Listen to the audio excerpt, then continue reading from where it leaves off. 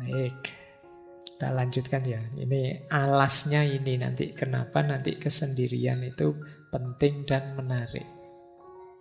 Nah, sebelum masuk ke teori, ini menarik. Ada orang yang punya dorongan jiwa atau kecenderungan jiwa untuk lebih suka sendirian. Kita menyebut orang semacam ini namanya orang-orang introvert.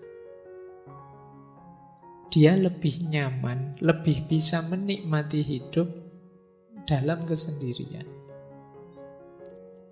Jadi ini mengingat tadi ya, ada solitude, ada lonely. Orang-orang yang jenis ini itu justru lebih nyaman dalam kesendirian. Kalau kita gelisah kalau sendiri, orang-orang semacam ini itu lebih senang sendiri. Hadirnya yang lain itu merepotkan saja. Nah, kita lihat ya, saya tidak tahu teman-teman ada di sini apa enggak. Saya menyimpulkan secara umum saja dari berbagai sumber. Coba dicek ya, teman-teman masuk introvert apa enggak. Ini dulu pernah kita bahas agak panjang di sesi psikologi, saya lupa itu. Yang pertama begini, kalau teman-teman merasa berinteraksi dengan orang itu capek, lelah saya Pak melayani teman-teman itu. Nah itu kemungkinan kita ada indikasi ke sana. Karena orang yang ekstrovert itu senang, gembira. Mungkin capek tapi dia bisa menikmati. Tapi orang-orang yang jenis introvert ini, dia merasa, alah, berjam-jam saya harus melayani tamu sebanyak ini, bikin capek saja. Nah itu teman-teman kok enggak pulang-pulang toh, saya mau tidur, saya segera ingin main game, saya segera ingin main itu. Nah itu kemungkinan introvert. Yang kedua, circle-nya kecil.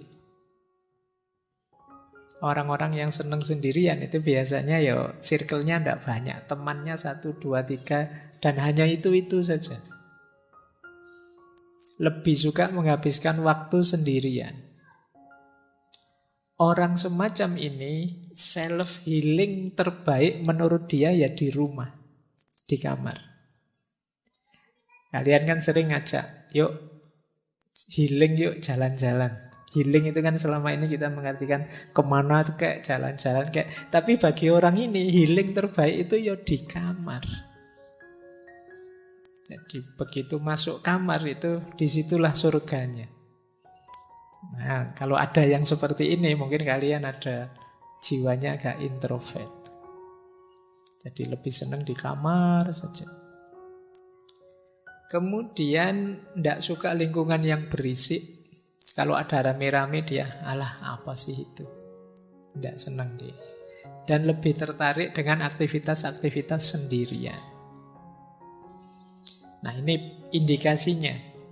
Implikasinya kadang-kadang karena orang-orang introvert ini juga kan pasti bergaul meskipun tidak intensif. Seringkali orang ini, apakah teman-teman pernah merasakan ini saya tidak tahu, biasanya lebih suka berharap orang lain mengerti dirinya tanpa harus dia capek-capek menjelaskan.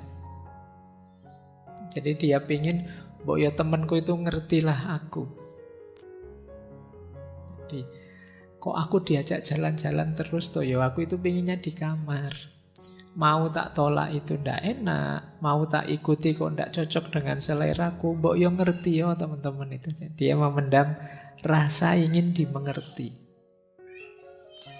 Jadi kalau teman-teman yang hadir malam hari ini sering merasa begitu, orang-orang kok ndak paham-paham sih mauku ya, kok ndak ngerti apa yang aku inginkan ya, itu mungkin ada gejala-gejala ke sana. Agak introvert. Saya tidak ngomong jelek ya. Introvert, ekstrovert itu bukan urusan baik buruk atau dosa atau pahala dan siksa, tidak ada itunya. Ini gaya kepribadian saja. Jadi kalau teman-teman merasa capek dengan hadirnya orang lain, merasa orang itu tidak ada yang paham diriku. Nah itu kemungkinan Gaya hidup kita gaya introvert ini. Kemudian seringkali mikirnya terlalu lama ketika ingin memutuskan sesuatu. Termasuk ada istilah silent treatment. Jadi, coba saya misalnya punya teman ingin menjauh dulu sementara. Biar tidak terlalu terpengaruh itu. Tapi lama-lama terus jadi tidak akrab lagi sama temannya. Itu ada yang jenisnya seperti ini. Diajak sangat akrab tidak mau, diajak terlalu intim tidak nyaman dia. Ketemu ya say hello, hai ada apa kabar, sudah makan belum, sudah selesai pulang. Jadi tidak detail-detail sampai akrab sampai gimana. Dia tidak nyaman dengan itu. Jadi ciri implikatifnya kadang-kadang mikirnya lama untuk bisa memahami orang, pingin yakin orang tidak membohongi saya, yakin orang mengerti saya, sampai akhirnya rasanya ya jadi tidak akrab lagi sama teman-temannya. Dan kadang-kadang kecewa dengan dirinya sendiri. Saya itu kok begini ya, jangan-jangan saya itu kurang ramah ya. Jangan-jangan saya itu orangnya tidak enak diajak ngobrol ya, jangan. Itu sering kecewa, menyalahkan dirinya sendiri. Nah, ini cirinya orang introvert. Kemudian kadang-kadang juga ekspektasinya tinggi pada orang lain. Akhirnya kecewa. Membayangkan temannya bisa memberikan apa, berbagi apa, memberikan apa. Tapi kemudian tidak seperti yang dibayangkan.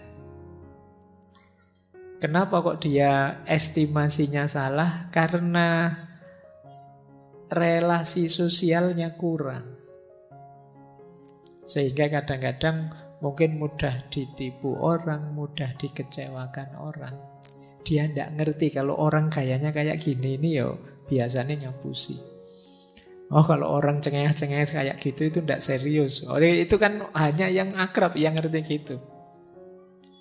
Kalian yang tidak terlalu intens dalam pergaulan di dunia sosial sering salah membaca.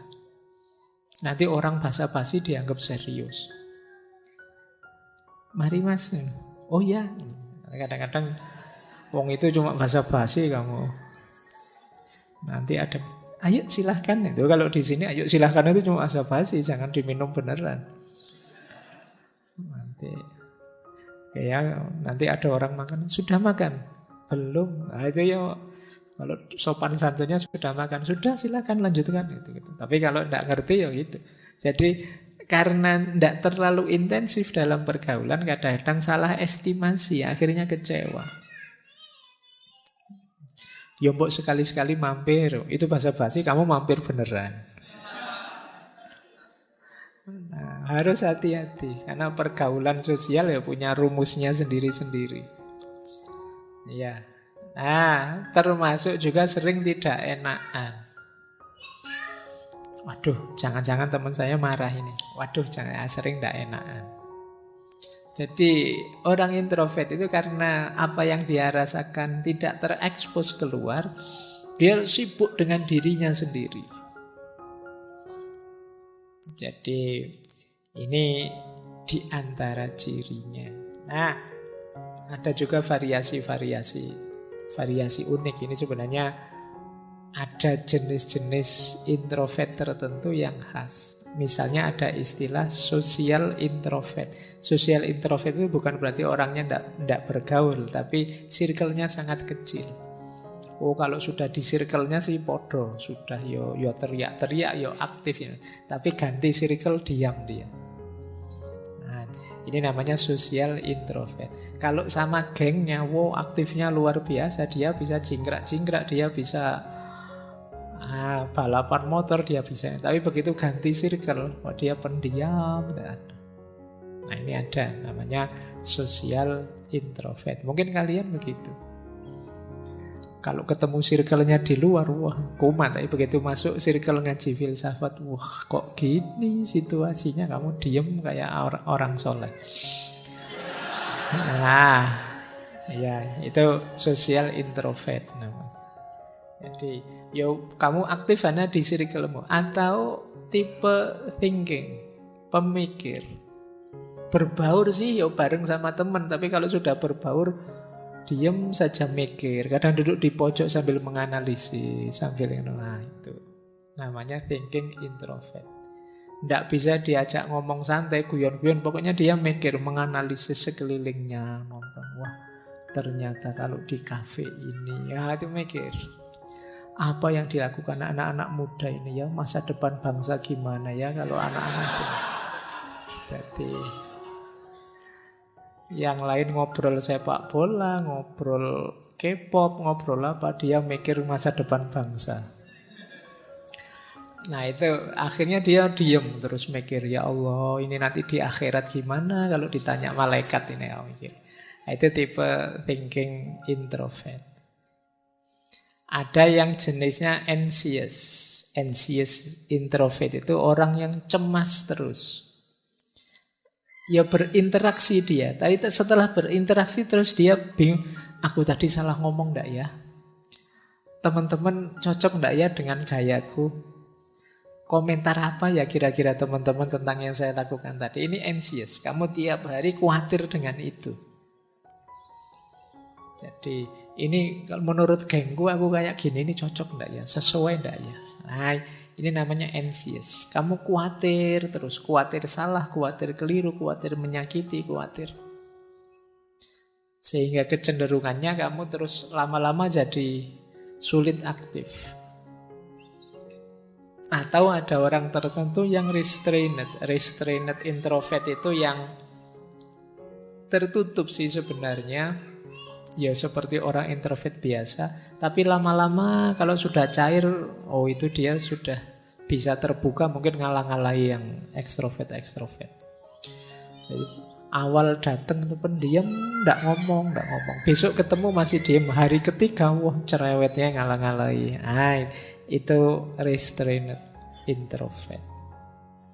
Baik, ini tipe-tipe orang yang bisa menikmati kesendirian. Mereka lebih nyaman kalau tidak bersama orang lain. Jadi orang lain mungkin bagi dia sifatnya mengganggu saja atau sekedar kewajiban-kewajiban. Kewajiban sosial, kewajiban budaya, kewajiban agama. Tapi bagi dia lebih nyaman kalau tidak ketemu saja. Nyusahi saja kalau ada orang lain itu. Nah itu bisa begitu. Kalau bahasanya Sartre itu mungkin hell is other people. Orang lain itu neraka bagiku. Tadi tidak ada orang lain, santai-santai. Begitu datang 5 teman ke kamar kos, sudah nge-lag sudah sinyalnya. Ini gara-gara ada mereka ini. Jadi ini gambaran tadi ya. Ada orang yang kesendirian itu memang dorongan jiwanya. Kita kan selama ini sering punya tesis manusia itu makhluk sosial. Tidak bisa hidup tanpa hadirnya orang lain. Tapi ternyata ada juga orang yang menganggap hadirnya orang lain itu masalah. Bikin repot saja, bikin ribet saja. Baik, ini satu perspektif ya. Saya tidak tahu yang malam hari ini hadir apa ada yang introvert atau tidak. Mungkin karena ini ngaji filsafat, mungkin banyak yang thinking introvert, mikir terus isine. Tapi ya tidak apa-apa, wong ini memang forumnya belajar. Baik, saya lanjutkan. Jadi ada orang yang memang dorongan jiwanya, dorongan ingin sendiri.